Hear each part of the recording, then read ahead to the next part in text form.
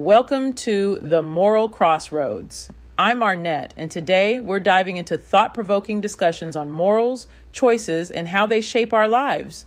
Plus, we'll explore some exciting deep dives on books, services, and products you won't want to miss. All right, strap in everybody because this deep dive is going to be a wild ride through history.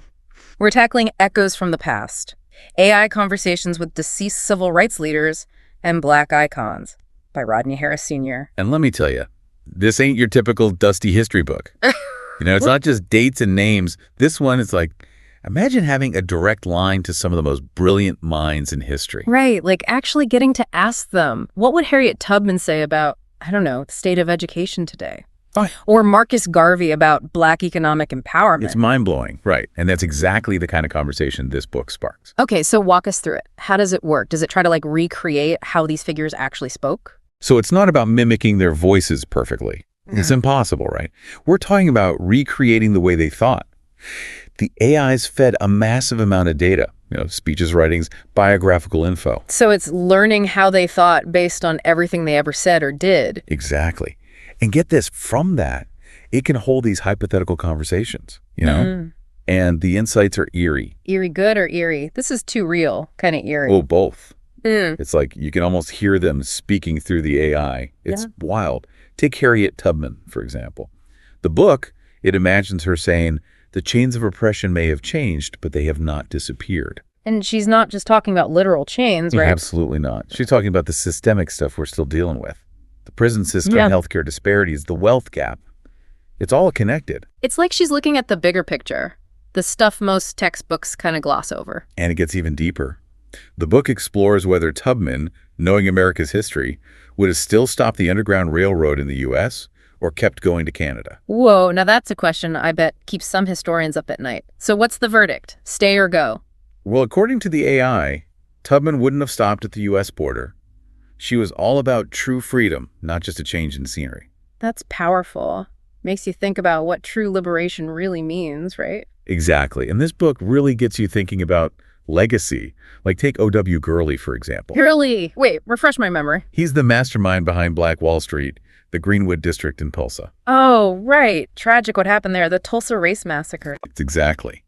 A stark reminder of the fragility of progress. But imagine the conversations we could have with Gurley today. The man who built a thriving Black community against all odds. It's like, what would he say about protecting Black communities today, especially with all the systemic issues we're still facing? That's a question the book dives into head first. It paints this picture of Gurley as someone who really understood, the power of economic self-sufficiency, but also the ever-present threat of, racism. So it's about balance, building up Black communities while also being aware of the dangers. Exactly. And that kind of vigilance, that awareness of navigating a hostile world, it comes up again with Ida B. Wells. Ida B. Wells, talk about a woman ahead of her time. She was exposing injustice way back when it was downright dangerous. Right, and think about it. She was battling misinformation back then, too, just without the whole internet thing. Oh, man, that's true. She'd have a lot to say about fake news today, wouldn't she? The book imagines her connecting her fight against lynching to this broader battle for truth. Like a lie can travel the world before the truth can even get its boots on. Man, she said that way before Twitter. It's scary how relevant her words still are. That's the thing about this book. It highlights how these historical figures weren't just fighting for their time, but for ours too. Like they're passing the baton. Okay, I'm hooked. Let's keep going. Who else is featured in this chorus of echoes from the past?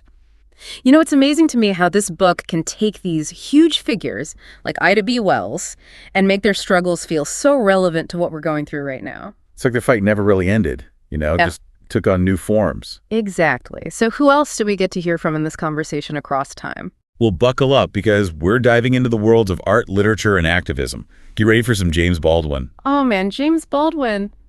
The things that man could do with words. It's like he could dissect your soul with a sentence. Right. And the book doesn't hold back. It throws them right into the thick of it, Identity politics, cancel culture, all those hot button topics we're wrestling with today. I bet he had some scorching takes on those. What was his overall message, though? Beneath that sharp wit, there was always this deep well of compassion, this understanding of how messy it is to be human. I think he'd be pushing us to listen more, judge less. Yeah, and we could use a little more of that these days. Speaking of powerful voices, what about Zora Neale Hurston? She was a force of nature. She really was. The book paints her as this fierce advocate for Black storytelling, for owning our narratives. It's like, what would she say about the way we consume and share stories today? Especially with social media and everything being so instant. It's a great question, right? Yeah. And I think she'd be all about using these new tools to amplify our voices, to make sure the stories of our communities are heard. It's about controlling the narrative, right? Not letting others define us. Exactly. And that takes us to a voice that practically echoes through history. Martin Luther King Jr. Dr. King, his dream speech, it's like the ultimate message of hope and progress. Right. But it's also a challenge, you know? The book portrays him as acknowledging how far we've come, but also how much work is left to be done. It's like he's saying, don't get complacent. The fight's not over. Exactly. He's all about embracing that nonviolent resistance, but also understanding that justice takes constant effort. We can't let up. So it's not just about dreaming of a better future. It's about doing the work to build it. 100%. And speaking of putting in the work, the book also delves into the mind of Malcolm X.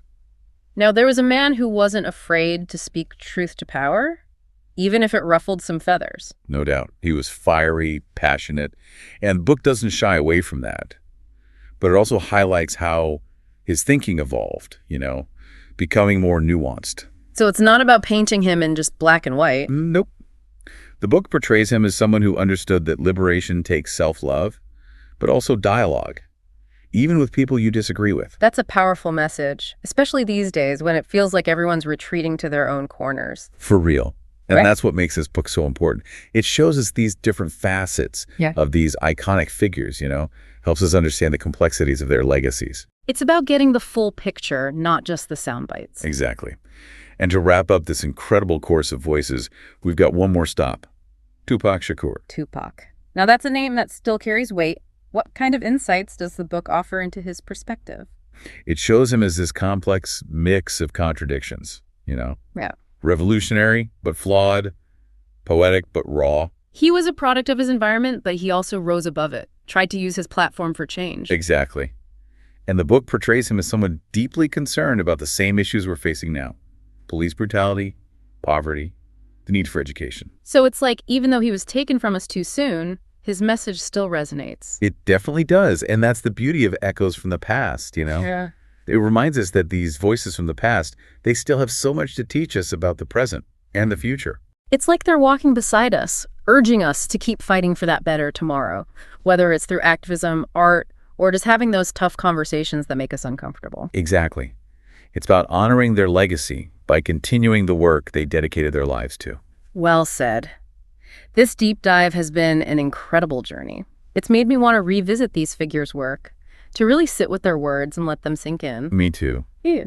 It's a reminder that history isn't just something in the past, you know? It's alive, it's breathing, and it's up to us to carry those echoes forward. If you're excited about the book, product, or service we discussed today, don't hesitate to click the link in the show notes and purchase it. We believe your purchase can genuinely enhance your life.